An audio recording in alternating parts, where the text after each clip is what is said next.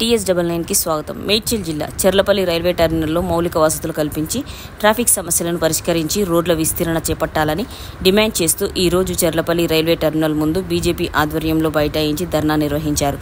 ధర్నాను ఉద్దేశించి ఉప్పల్ మాజీ MLA NVSS Prabhakar మాట్లాడుతూ తెలంగాణ రాష్ట్ర ప్రభుత్వం మొద్దు నిద్రలో ఉందని, భారత ప్రభుత్వం 450 కోట్లతో చెర్లపల్లి టెర్మినల్ నిర్మించి వర్చువల్గా 4 నెలల క్రితమే మోదీ చేతుల మీదుగా ప్రారంభించిన ఇంతవరకు రాష్ట్ర ప్రభుత్వం ప్రయాణికులకు కనీస వసతులు కల్పించక పోవడంతో సిగ్గుచేటు అని అన్నారు. రోడ్లు, వీధి లైట్లు, బస్సు సౌకర్యం, కనీస వసతులు లేక ప్రజలు ఇబ్బందులకు గురవుతున్నారని ఆవేదన వ్యక్తం చేశారు. 15 రోజుల్లో ప్రజలకు కావాల్సిన వసతులు కల్పించకపోతే రాష్ట్ర ప్రభుత్వాన్ని అష్టదిగ్బంధనం చేస్తామని హెచ్చరించారు. భారతీయ జనతా పార్టీ ఆధ్వర్యంలో చెర్లపల్లి రైల్వే టెర్మినల్ యొక్క ప్రాంగణంలో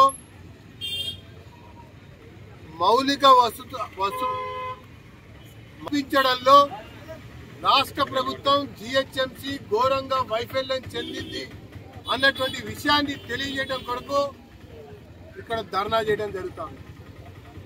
నేను ఎమ్మెల్యేగా ఉన్న సమయంలో ఈ చెర్లపల్లి రైల్వే టెర్మినల్ ని విస్తరింపజేయాలని, నిర్మాణం చేయాలని చెప్పని అప్పటి ముఖ్యమంత్రి, అప్పటి ప్రభుత్వం బీఆర్ఎస్ ని పదే పదే అదనంగా భూమి ఇవ్వండి అని చెప్పని పలుసార్లు కోరడం జరిగింది.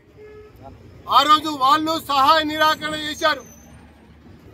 అయినా కూడా భారత ప్రధాని నరేంద్ర మోడీ గారు, అప్పటి మంత్రి పీయూష్ గోయల్ గారు నా వినతిని స్వీకరించి ఈ శివారు ప్రాంతాలని అభివృద్ధి చేయాలని చెప్పని చెర్లపల్లి టెర్మినల్ కి శంకుస్థాపన చేసి పనులు ప్రారంభించారు. ప్రారంభించినటువంటి పనులు ఆ తర్వాత కాలంలో పూర్తయి మరి విస్తరణ జరిగి అత్యంత ఆధునిక టెర్మినల్ గా రూపాంతరం చెంది సుమారు 450 కోట్ల రూపాయలతో, అట్లాగే ఈ జిహెచ్ఎంసీ పైన కూడా ఉంది. ఒకవైపున ప్రారంభం పూర్తయింది. అది కూడా ప్రధానమంత్రి గారే వర్చువల్ గా దీన్ని ప్రారంభించారు. రైల్వే సహాయ మంత్రి వచ్చారు, ఇతర కేంద్ర మంత్రులు కూడా వచ్చారు, రాష్ట్ర మంత్రులు కూడా వచ్చారు. 4 నెలలు కావస్తా ఉంది.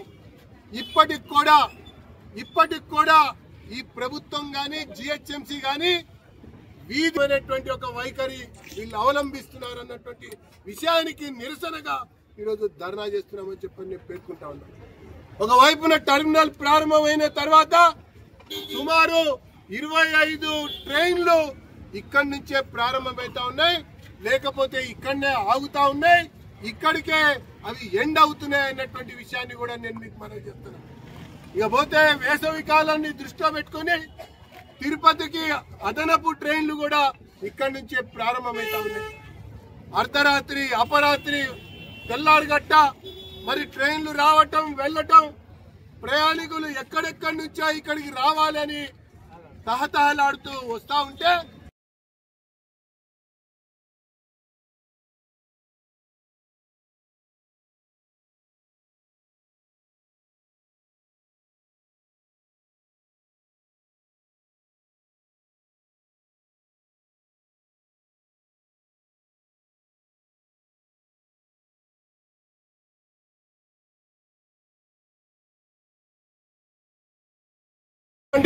సభ్యులకి అనేక మంది పౌరులు, ప్రజలు ఇస్తున్నటువంటి వినతి పత్రాలని పరిశీలించి మరి భారతీయ జనతా పార్టీకి ఈ విషయాన్ని దృష్టికి తెస్తున్నటువంటి సందర్భంలో ఈ ధర్నా చేపట్టామని చెప్పని మనవి చేసుకుంటూ, ఖచ్చితంగా వెంటనే ప్రభుత్వం దిగొచ్చి రహదారిని నిర్మించాలి, వివిధ డిపోల నుంచి బస్సుల సంఖ్యల్ని పెంచాలి, వీధి దీపాలని ఏర్పాటు చేయాలి, దాంతో పాటు కావాల్సినటువంటి మౌలిక వసతుల్ని ఏర్పాటు చేయడం కొరకు ఈ ప్రభుత్వానికి ఇంకొక 15 రోజులు గడువు ఇస్తున్నాం. మరి ఆ గడువు తగ్గట్టుగా స్పందిస్తే సరే, లేకపోతే ఇంకా భారీ ఉద్యమం చేపడతామని చెప్పని హెచ్చరిస్తా ఉన్నాం.